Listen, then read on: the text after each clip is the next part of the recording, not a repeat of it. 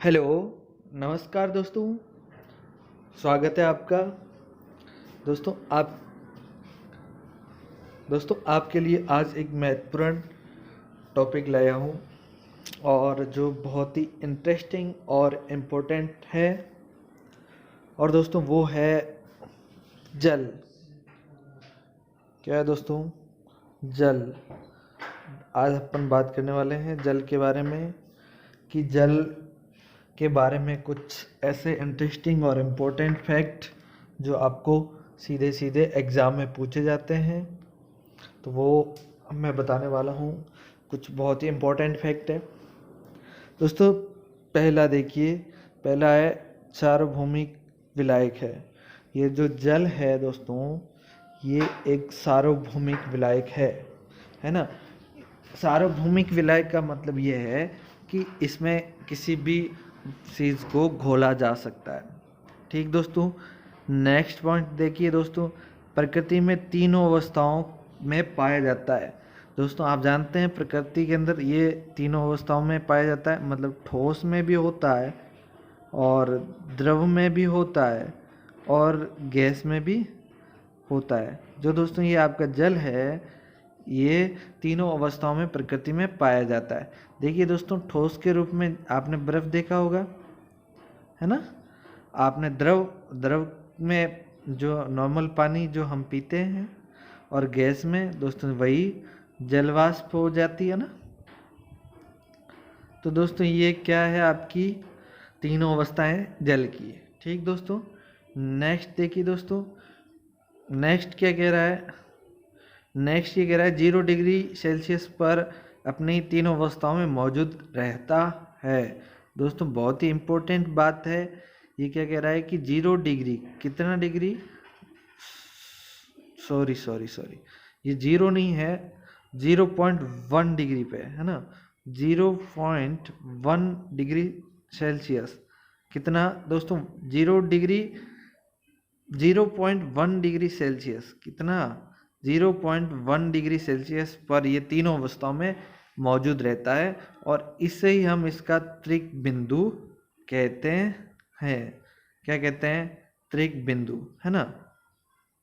देखिए दोस्तों, त्रिक बिंदु का क्या मतलब है कि जब ये पानी को हम 0.1 डिग्री सेल्सियस पर रखते हैं, तो क्या होता है कि ये ठोस में भी कन्वर्ट हो रहा होता है, थोड़ा थोड़ा द्रव में भी होता है, और बीच बीच में गैस भी होता है। इसलिए इससे कहा जाता है कि ये 0.1 डिग्री सेल्सियस पर तीनों अवस्थाओं में पाया जाता है। चलिए दोस्तों, तो आपको क्वेश्चन ये भी पूछा जा सकता है कि जल का त्रिक बिंदु कितना है। तो दोस्तों क्या बताएंगे आप? 0.1 डिग्री सेल्सियस। कितना दोस्तों?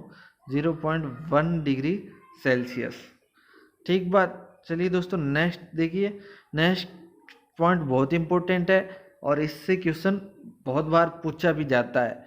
क्या हमारे शरीर में जल की मात्रा कितनी होती है? 35 लीटर। कितनी दोस्तों? दोस्तों बहुत ही इम्पोर्टेंट है कि हमारे शरीर के अंदर जो जल की मात्रा होती है ना, वो होती है 35 लीटर। दोस्तों हम ये तो जानते हैं कि हमारे शरीर के अंदर जल की मात्रा 35 लीटर होती है। इसके साथ ही हमें ये भी पता होना चाहिए कि हमारे शरीर के अंदर जल की मात्रा 65% पाई जाती है। ठीक है ना दोस्तों। अगर आपसे पूछे परसेंट में तो आप बता देना 65%, और अगर आपसे पूछे लीटर में तो आप क्या बता देना? 35 लीटर, है ना। ये अब आप सोच रहे होंगे कोई बंदा 35-40 किलो का है तो उसमें क्या 35 लीटर पानी हो जाएगा? तो ऐसा नहीं है, ये सामान्यतः ऐसा माना जाता है ना। तो इस बात का भी ध्यान रखें। चलिए दोस्तों नेक्स्ट पेज पे देखते हैं अपन। मस्तिष्क में जल सर्वाधिक यानी 95% पाया जाता है। दोस्तों हमारा जो शरीर है, हमारी बॉडी में सबसे ज़्यादा पानी कहाँ है? मस्तिष्क के अंदर, माइंड के अंदर, है ना। हमारी कितना मस्तिष्क के अंदर? 95%।